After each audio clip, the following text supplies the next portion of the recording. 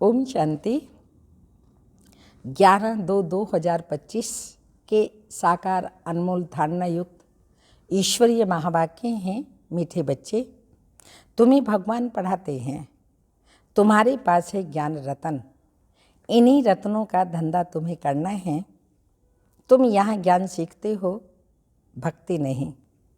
Question: मनुष्य drama की किस वंडरफुल नूंद को भगवान की लीला समझ उसकी बड़ाई करते हैं?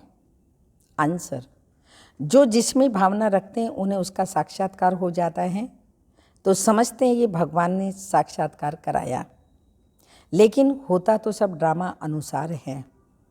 एक ओर भगवान की बड़ाई करते, दूसरी ओर सर्वव्यापी कह ग्लानि कर देते हैं। ओम शांति। भगवान वाच्य: बच्चों को यह तो समझाया हुआ है कि मनुष्य को व देवता को भगवान नहीं कहा जाता। गाते भी हैं, ब्रह्मा देवताय नमः, विष्णु देवताय नमः, शंकर देवताय नमः। फिर कहा जाता है शिव परमात्माय नमः। यह भी तुम जानते हो शिव को अपना शरीर नहीं है। मूल वतन में शिव बाबा और शालिग्राम रहते हैं। बच्चे जानते हैं कि अभी हम आत्माओं को बाप पढ़ा रहे हैं, और जो भी सत्संग है वास्तव में वह कोई सत का संग है नहीं। बाप कहते हैं वह तो माया का संग है। वहाँ ऐसे कोई नहीं समझेंगे कि हमको भगवान पढ़ाते हैं। गीता भी सुनेंगे तो श्री कृष्ण भगवानु वाच्य समझेंगे। दिन प्रतिदिन गीता का अभ्यास कम होता जाता है, क्योंकि अपने धर्म को ही नहीं जानते। श्री कृष्ण के साथ सभी का प्यार है, श्री कृष्ण को ही झुलाते हैं। अब तुम समझते हो हम झुलाएं किसको? बच्चे को झुलाया जाता है, बाप को तो झुला न सके। तुम शिव बाबा को झुलाएंगे, वह बालक तो बनते नहीं, पुनर्जन्म में आते ही नहीं। वह तो बिंदु है, उनको क्या झुलाएंगे? श्री कृष्ण का बहुतों को साक्षात्कार होता है। श्री कृष्ण के मुख में तो सारी विश्व है, क्योंकि विश्व का मालिक बनते हैं। तो विश्व रूपी मक्खन है। वो जो आपस में लड़ते हैं वह भी सृष्टि रूपी मक्खन के लिए लड़ते हैं। समझते हैं हम जीत पाले। श्री कृष्ण के मुख में मक्खन का गोला दिखाते हैं। यह भी अनेक प्रकार के साक्षात्कार होते हैं, परंतु अर्थ कुछ भी नहीं समझते। यहाँ तुमको साक्षात्कार का अर्थ समझाया जाता है। मनुष्य समझते हमको भगवान साक्षात्कार कराते हैं। यह भी बाप समझाते हैं। जिसको याद करते हैं, समझो कोई श्री कृष्ण की नोदा भक्ति करते हैं, अल्पकाल के लिए उसकी मनोकामना पूरी हो जाती है। ये भी ड्रामा में नूंद है। ऐसे नहीं कहेंगे कि भगवान ने साक्षात्कार कराया। जो जिस भावना से जिसकी पूजा करते हैं उनको वह साक्षात्कार होता है। यह ड्रामा में नूंद है। यह तो भगवान की बड़ाई की है कि वह साक्षात्कार कराते हैं। एक तरफ इतनी बड़ाई करते हैं, दूसरी तरफ फिर कह देते हैं पत्थर ठिक्कर में भगवान हैं। कितनी अंध श्रद्धा की भक्ति करते हैं। समझते हैं बस श्री कृष्ण का साक्षात्कार हुआ, श्री कृष्ण पुरी में हम जरूर आएंगे।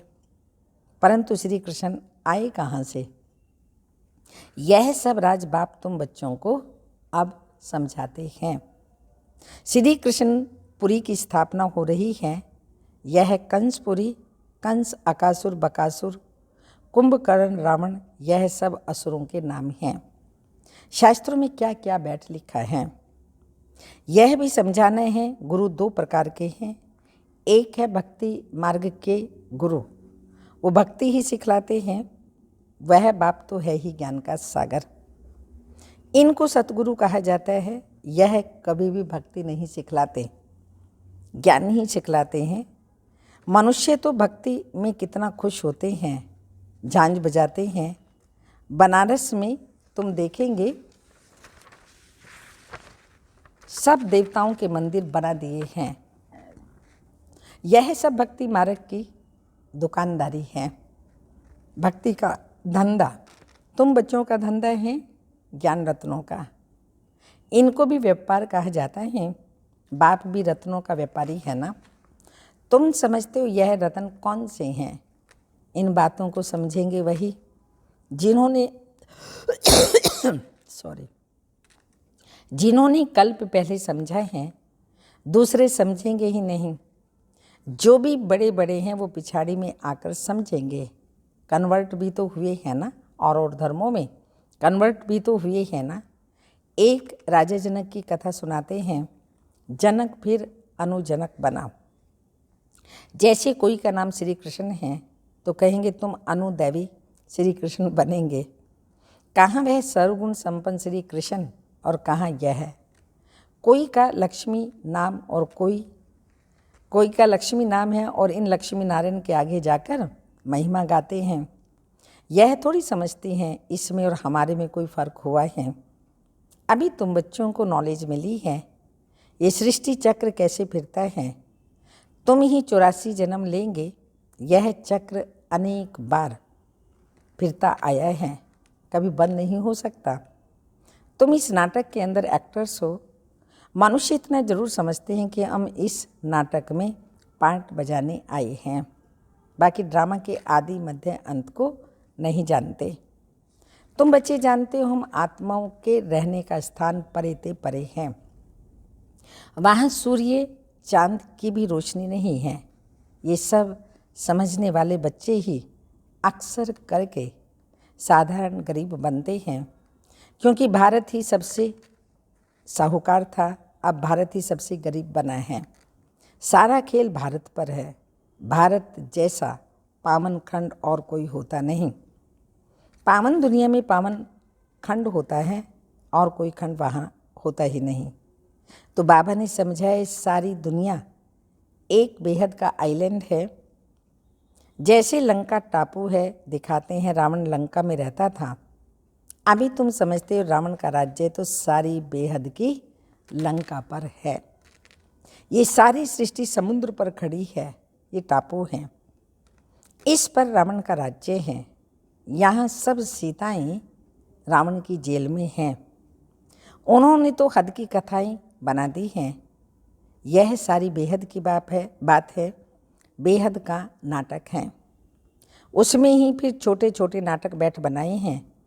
यह बाइस्कोप आदि भी अभी बने हैं, तो बाप को भी समझाने में सहज होता है।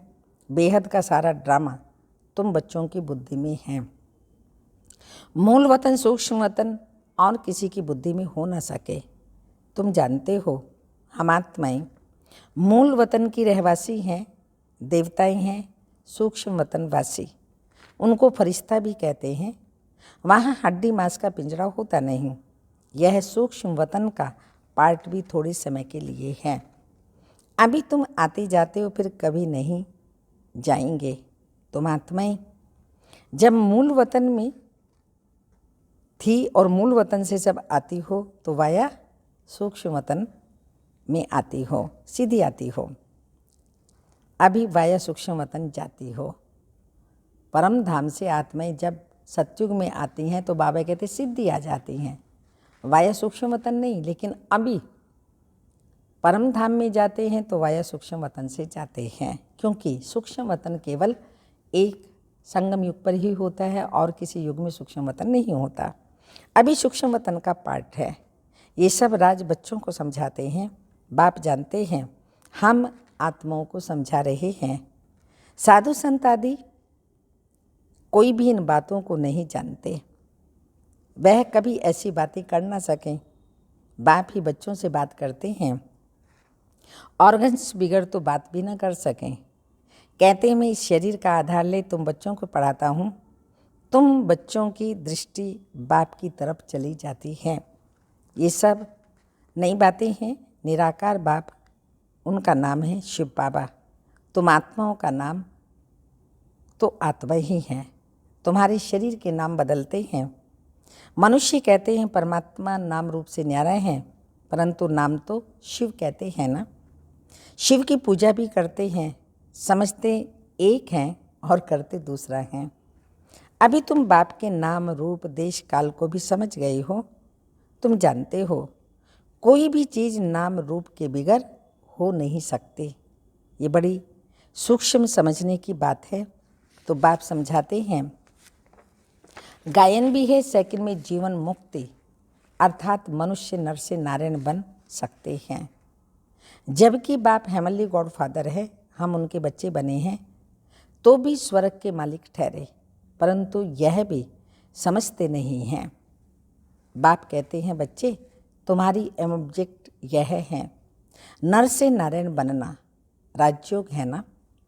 बहुतों को चतुर्भुज का साक्षात्कार होता है, इससे सिद्ध है विष्णुपुरी के हम मालिक बनने वाले हैं।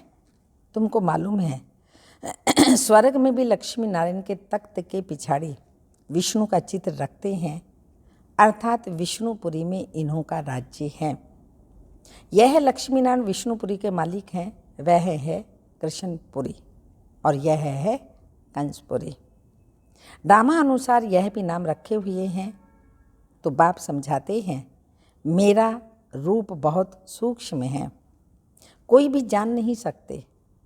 कहते हैं आत्मा एक स्टार है, परंतु फिर लिंग बना देते हैं, नहीं तो फिर पूजा कैसे हो। रुद्र यज्ञ रचते हैं तो अंगूठे मिसल शालिग्राम बनाते हैं, दूसरी तरफ उनको अजब सितारा कहते हैं। आत्मा को देखने की बहुत कोशिश करते हैं, परंतु कोई भी देख नहीं सकते। रामकृष्ण विवेकानंद का भी दिखाते हैं, उसने देखा आत्मा उनसे निकल मेरे में समा गई। अब उनको किसका साक्षात्कार हुआ होगा? आत्मा और परमात्मा का रूप तो एक ही है।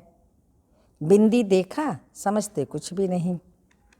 आत्मा का साक्षात्कार तो कोई चाहते भी नहीं, चाहना रखते हैं परमात्मा का साक्षात्कार करें। वह बैठा था गुरु से परमात्मा का साक्षात्कार करें, बस कह दिया ज्योति थी वह मेरे में समा गई। इसमें ही वह बहुत खुश हो गया, समझा यही परमात्मा का रूप है। गुरु में भावना रहती है भगवान के साक्षात्कार की, समझते तो कुछ भी नहीं। भला भक्ति मार्ग में समझाए कौन? अब बाप बैठ समझाते हैं, जिस जिस रूप में जैसी भावना रखते हैं, जो शक्ल देखते हैं, वह साक्षात्कार हो जाता है। जैसे गणेश की बहुत पूजा करते हैं तो उसका चैतन्य रूप में साक्षात्कार हो जाता है, नहीं तो उनको निश्चय कैसे हो। तेजों में रूप देख समझते हैं हमने भगवान का साक्षात्कार किया, उसमें ही खुश हो जाते हैं। तो ये सब भक्ति मार्ग उतरती कला है। पहला जन्म अच्छा होता है, फिर कमती होते होते अंत आ जाता है।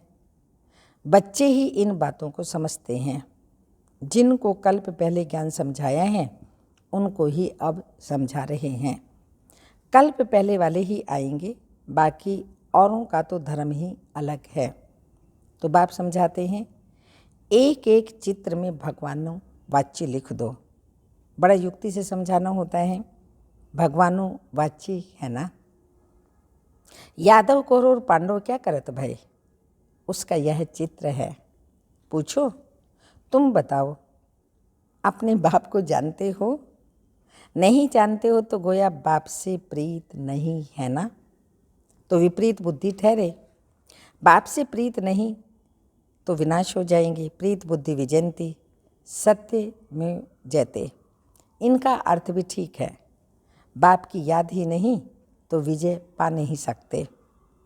अभी तुम सिद्ध कर बतलाते हो, गीता शिव भगवान ने सुनाई, उसने ही राजयोग सिखाया ब्रह्मा द्वारा।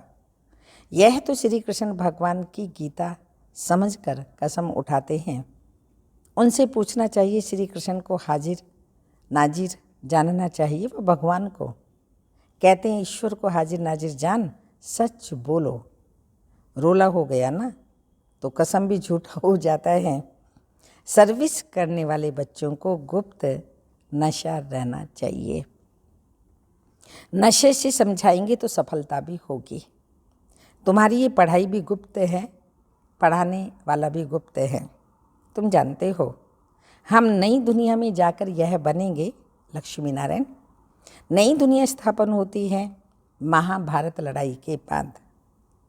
बच्चों को अब नॉलेज मिलती है, वह भी नंबर वार धारणा करते हैं, योग में भी नंबरवार रहते हैं।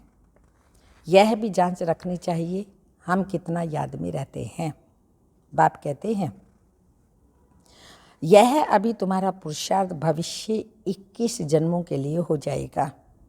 अभी फेल हुए तो कल्पांतर फेल होते रहेंगे, ऊंच पद पा नहीं सकेंगे। पुरुषार्थ करना चाहिए ऊंच पद पाने का। ऐसे भी कई सेंटर्स पर आते हैं जो विकार में जाते रहते हैं और फिर सेंटर्स पर आते रहते हैं। समझते हैं ईश्वर तो सब देखता है, जानता है। अब बाप को क्या पड़ी जो यह बैठ देखेगा, तुम्हारे गंदे काम थोड़ी देखेगा।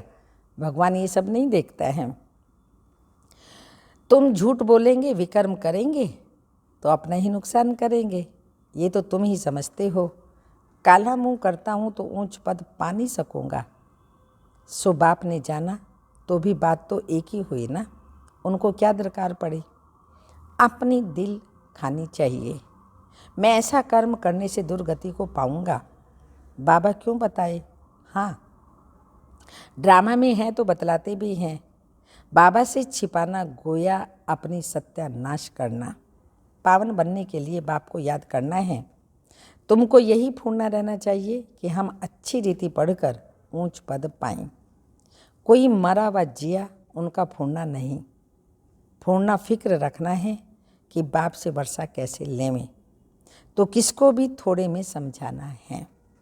अच्छा, मीठे मीठे सिक्की लदे बच्चों प्रति माता पिता बाप दादा का याद प्यार। Good morning diamond morning. रूहानी बाप की रूहानी बच्चों को नमस्ते। हम रूहानी बच्चों की रूहानी माता पिता बाप दादा को याद प्यार। Good morning diamond morning. Om नमस्ते। धारणा के लिए मुख्य सार हैं, गुप्त नशे में रहकर सर्विस करनी है। ऐसा कोई कर्म नहीं करना है जो दिल खाती रहे। अपनी जांच करनी है हम कितना बाप की याद में रहते हैं। सेकंड पॉइंट, सदा यही फिक्र रहे कि हम अच्छी रीति पढ़कर ऊंच पद पाएं। कोई भी विकर्म करके झूठ बोलकर अपना नुकसान नहीं करना है। वरदान, मनमना भव के महामंत्र द्वारा सर्व दुखों से पार रहने वाले सदा सुख स्वरूप भव। जब किसी भी प्रकार का दुख आए मंत्र ले लो जिससे दुख भाग जाएगा। स्वप्न में भी जरा भी दुख का अनुभव ना हो। तन बीमार हो जाए, धन नीचे ऊपर हो जाए, कुछ भी हो, लेकिन दुख की लहर अंदर नहीं आनी चाहिए। जैसे सागर के में लहरें आती हैं और चली जाती हैं, लेकिन उन्हें उन लहरों में लहराना आता है। वह उसमें सुख का अनुभव करते हैं। लहर को जंप देकर ऐसे क्रॉस करते हैं जैसे खेल कर रहे हैं। तो सागर के बच्चे सुख स्वरूप हो, दुख की लहर भी ना आए। सागर के बच्चे सुख स्वरूप हो, दुख की लहर भी ना आए। स्लोगन, हर संकल्प में दृढ़ता की विशेषता को प्रैक्टिकल में लाओ तो प्रत्यक्षता हो जाएगी। हर संकल्प में दृढ़ता की विशेषता को प्रैक्टिकल में लाओ तो प्रत्यक्षता हो जाएगी। अव्यक्त इशारे, एकांत प्रिय बनो, एकता और एकाग्रता को अपनाओ। स्व उन्नति में सेवा की उन्नति में एक ने कहा दूसरे ने हाँ जी किया। ऐसे सदा एकता और दृढ़ता से बढ़ते चलो। जैसे दादियों की एकता और दृढ़ता का संगठन पक्का है, ऐसे आदि सेवा के रत्नों का संगठन पक्का हो। इसकी बहुत बहुत आवश्यकता है। ओम शांति।